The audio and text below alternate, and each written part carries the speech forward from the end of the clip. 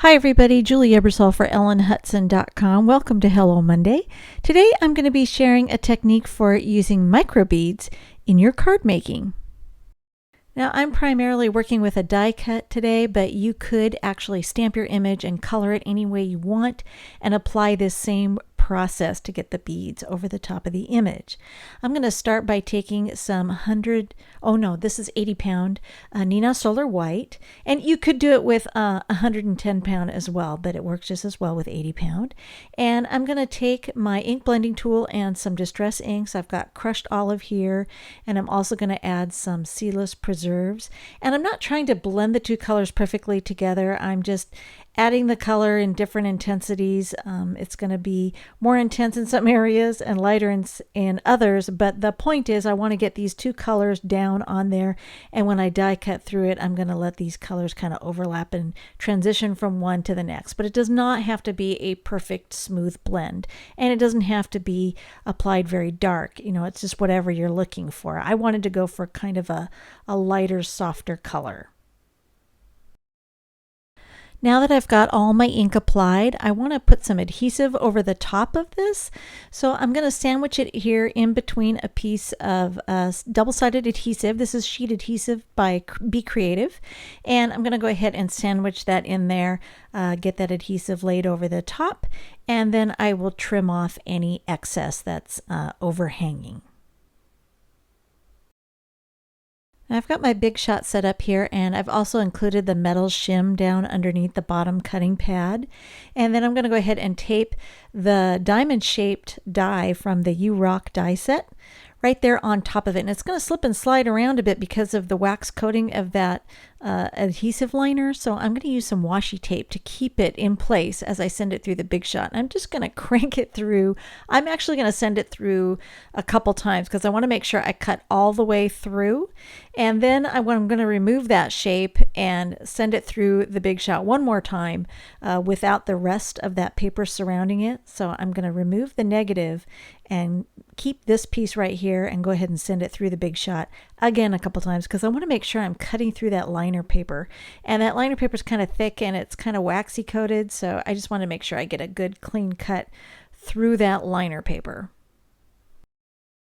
I need to go ahead and eject that shape from the die, so I'm just going to go ahead and take it off that cutting pad and then go ahead and remove the washi tape and use my little pokey tool here, piercing tool, to go ahead and eject that shape from the die. And it's been compacted in there quite a bit because I send it through the Big Shot so many times, but it's gonna pop out there. And I noticed that I did not cut all the way through the cardstock, but I'm going to repeat this process with 3 times so that I have 3 diamond shapes.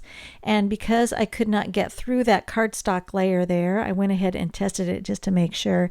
I'm just going to leave it as is and work with them as they are.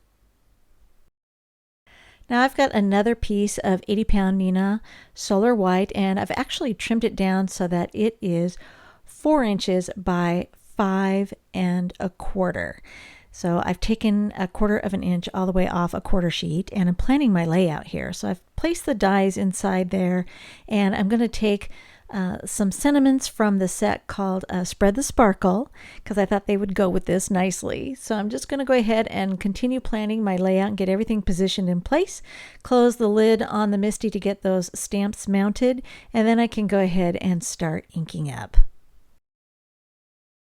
Now I'm going to go ahead and ink up my sentiment here with some Tsukineko Golden Delicata ink, and I thought that would be really pretty with the colors that I was using on the diamond shapes.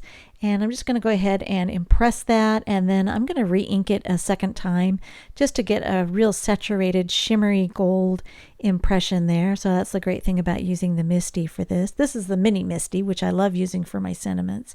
And now I can go ahead and take this panel and start mounting these little diamond shapes. I'm just kind of repeating what I had done earlier, making sure my layout is going to end up being what I want it to be. And I'm going to flip those die shapes over and apply some tape runner to the back side. And remember, all those pieces that normally would be, negatives that would, or chads that would pop out, they're still held together there in the cardstock. So I'm just going to go ahead and mount that to this layer that's going to get mounted to my base card, and just get them all glued down in place with this tape runner. So I'm just making sure everything on the back side is coated with adhesive. And once those are down, comes the magic part with the beads.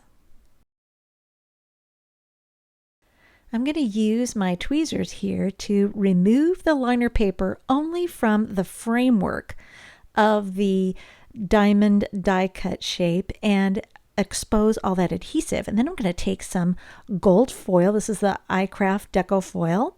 And I'm going to go ahead and get that pressed on. And I'm using the pad of my thumb to smooth that all across the surface of the exposed adhesive and get it stuck down really well. And I'm going to repeat that process with all of these diamond shapes until they all have been foiled.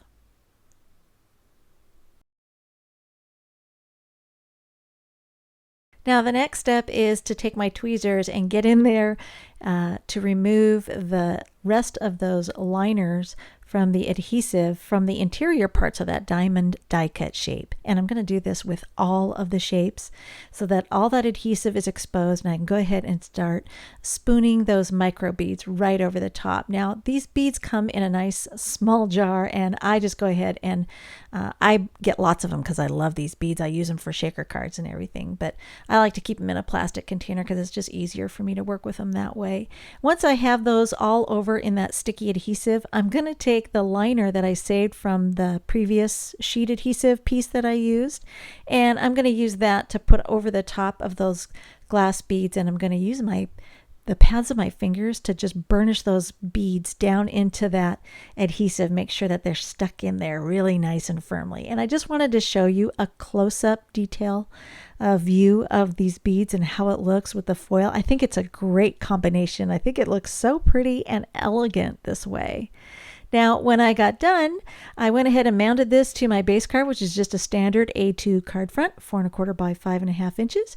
Added a couple of those gold star-shaped sequins by Pretty Pink Posh with some on-point glue, and the card is finished, and I thought it turned out really cool. So this is a fun technique. I hope you'll give it a try. We have more still shots available over at the Classroom blog. If you enjoyed this video, please give us a thumbs up. And you can see more of our papercraft videos by clicking on the photos below and by subscribing to our channel. Thanks for watching.